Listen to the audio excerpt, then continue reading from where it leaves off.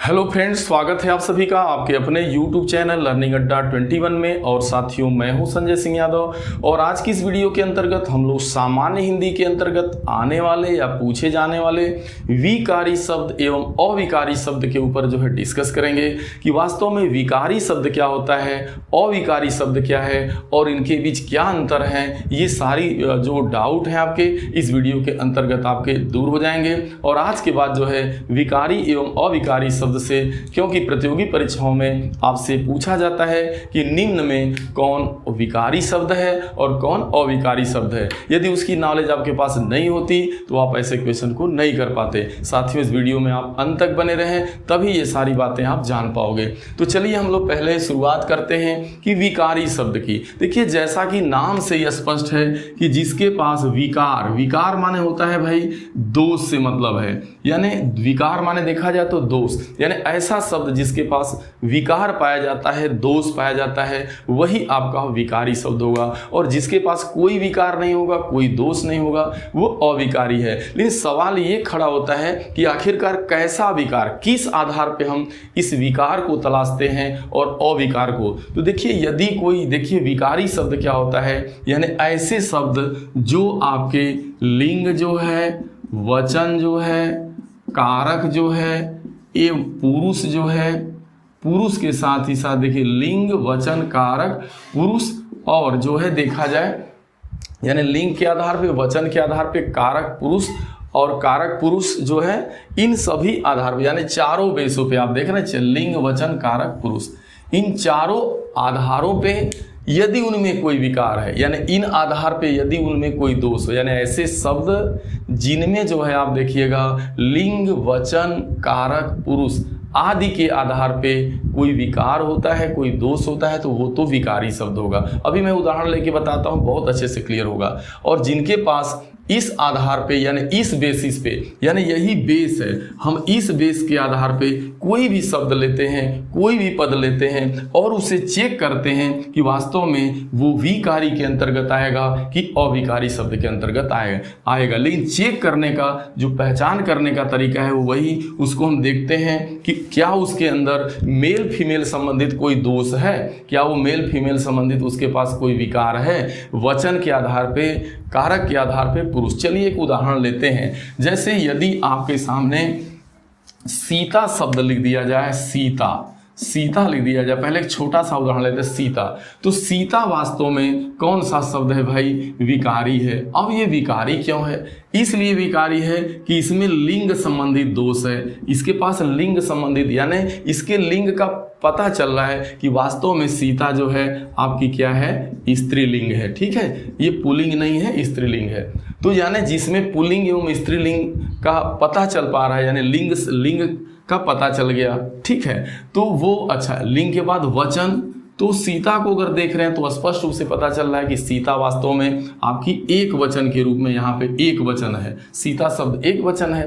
अच्छा, फिर इसके बाद लिंग, वचन, कारक। अब कारक की बात करते हैं तो इसमें अगर कारक का बात करिएगा तो आप कहने का मतलब, यानी अगर कोई एक भी विकार, इन चार, जरूरी नहीं है कि एक कोई शब्द हो, उसमें चारों आपके पास यानी विभक्ति संबंध, यानी लिंग, वचन, कारक और जो है पुरुष देखा जाए, यानी पुरुष में आप जानते हैं उत्तम पुरुष, मध्यम पुरुष, अन्य पुरुष। तो इस तरीके से ये जरूरी नहीं कि इनमें चारों विकार पाया जाए, लेकिन कोई भी अगर एक विकार, इन चारों में से कोई भी एक दोष पाया जाएगा तो वो विकारी शब्द होगा। जैसे आप लिख दिया आपने जाना, तो जाना शब्द भी, जाना क्या है, वास्तव में क्रिया है, लेकिन क्रिया है, लेकिन यह एक विकारी क्रिया है। क्रिया एक विकारी शब्द यहाँ स्पष्ट रूप से है, क्योंकि जाना है तो जाना पता चल रहा है कि जाना जो है क्रिया, यह मेल की क्रिया है और यहाँ पर एक वचन के रूप में प्रयोग में आई है। तो हम जैसे कोई भी शब्द लेते हैं, चाहे वो संज्ञा शब्द हो, क्रिया शब्द हो, विशेषण शब्द हो, तो इन सभी शब्दों को हम, जो भी हमारे शब्द होते हैं या पद होते हैं, हम उनको इन चार रूपों में, चार तरीके से चेक करने का काम करते हैं कि कहीं इसमें कोई, इस आधार पे कोई दोष आ रहा है, यानी अगर है, अगर वो स्त्रीलिंग, पुल्लिंग, एक वचन, बहुवचन, ठीक है, और आपका जो है कारक में कर्ता कारक, कर्म कारक या जो भी आपके आठों कारक कारक हैं, और पुरुष का मतलब उत्तम पुरुष, मध्यम पुरुष, अन्य पुरुष, ये सभी अगर उसके काइंड्स का पता चल रहा है तो वो आपका विकारी हो जाएगा। लेकिन अब अविकारी को जरा समझिए, यानी ऐसा शब्द जिनके पास कोई विकार ना हो वो अविकारी शब्द है। जैसे मैं से आपसे कह दूं यथा, अब आपसे कह दिया जाए और, आपसे कह दिया जाए एवं, आपसे कह दिया जाए जो है एवं, बहुत सारे शब्द हैं, यथा है, अब आपका जैसे है, मान लीजिए जैसे को भी ले लीजिए, और जो है आपका यद्यपि है, तमाम ऐसे शब्दों को आप देखिएगा। देखिए अगर आप यथा को ही ले लीजिए तो यथा एक अविकारी शब्द है।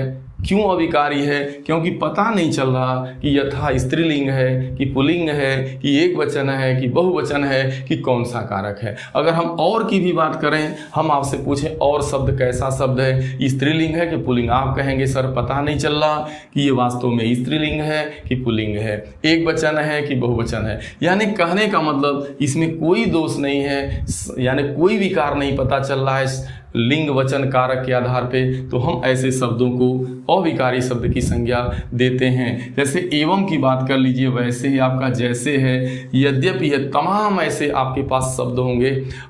लेकिन अगर यहीं पे आप ले लेते, आप जैसे जल को ले लेते आप, तो जल के अंतर्गत देखिएगा जल, यानी आपका जो जल है, तो जल जैसे ये एक तरह से विकारी शब्द में होगा कि अविकारी शब्द में है, तो ये आपको चेक करना पड़ेगा कि वास्तव में जैसे जल आपका है, जल यानी कि पानी को देखा जाए, जल यानी पानी, तो पानी भी देखते हैं विकारी शब्द है आपका, ठीक है, या जल भी आपका एक तरह से आपका विकारी शब्द हो जाएगा। लेकिन अन्य बहुत सारे ऐसे शब्द आप देखिएगा तो बस उसको आपको तत्काल पता चल जाएगा कि वो अविकारी है। और एक चीज़ और ध्यान देना है, जितने भी अविकारी शब्द होते हैं उसे ही अव्यय कहा जाता है, यानी अविकारी शब्द को ही आप अव्यय की भी संज्ञा देते हैं, वही आपका अव्यय है जिसका व्यय न किया जा सके।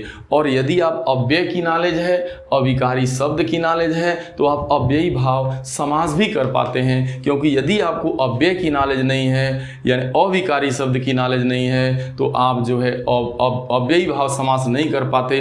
क्योंकि अव्ययी भाव समास के अंतर्गत उसका जो पहला पद होता है वो प्रधान भी होता है और साथ में अव्यय होता है। जैसे आपसे कह दिया जाए यथा शक्ति, यथा शक्ति, तो आप देख रहे हैं यथा शब्द क्या है, जो इसका पहला शब्द है यथा है, और यथा शब्द जो है प्रधान भी है और साथ में जो है अव्ययी है, अविकारी शब्द है, अविकारी शब्द को ही आपका अव्यय की संज्ञा देते हैं आपकी।